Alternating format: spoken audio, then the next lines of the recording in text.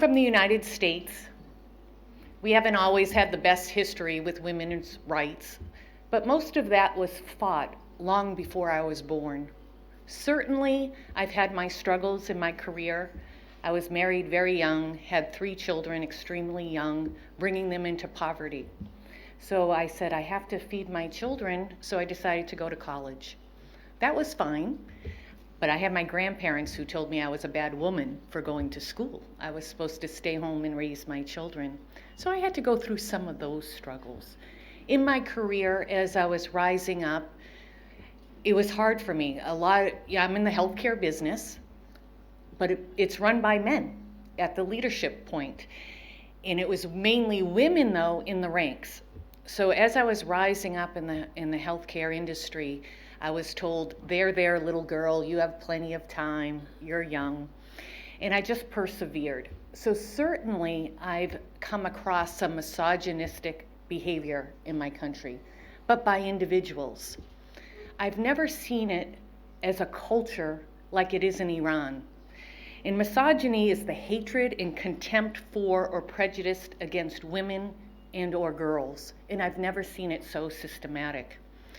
Besides misogyny that's happening in Iran, you also have oppression that's happening to all people.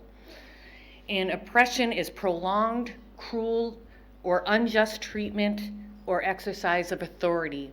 And that is carried out through violence, intimidation, and persecution. So I've never had to face what you all have faced. And since I've come across this organization a year ago, I've been seeking to understand it. And at first blush, I thought, well, they're peace-loving people who want change. And women are taking a significant role. But until this time in Albania, and some of the women have treated me to dinner, to breakfast, and as I've talked to you and observed, you're almost, and these are my words, a paramilitary unit. You're very regimented and you're really organized. And that's important for people to see, because as we move the regime out in Iran, it's going to take a lot of work to put up a government and stand it up. And this is how I feel your strength is coming through. You're thinking about the future, you're organizing, and you're disciplined. I'm very impressed by this. This morning at breakfast, I've learned from several of you, some of the history of Iran. And I can't believe how positive you all are. Someone told me that when Liberty was bombed, the next day it was in rubbles, and you all formed a song of optimism for the future. I think this is where your strength lies.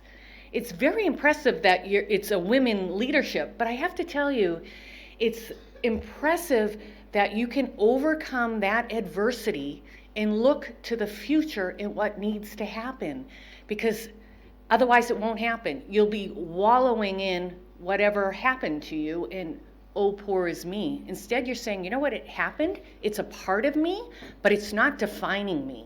I'm gonna go, I'm gonna do it, I'm gonna make change, and I'm gonna be successful. And I have to say,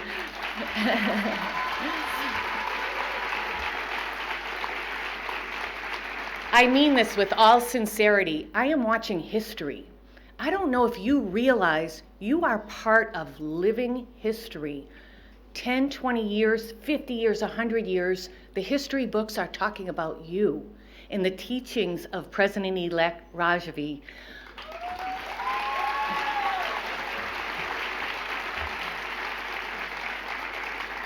And again, with all sincerity, we look at the teachings of Gandhi, Confucius, Socrates, Plato, my country. I have great admiration for my forefathers, Abraham Lincoln, Thomas Jefferson, Benjamin Franklin. I put Madame Rajavi up with them. I really mean that.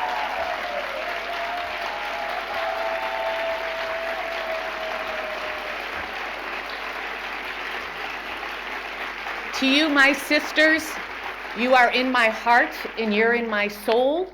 And I agree with Maria.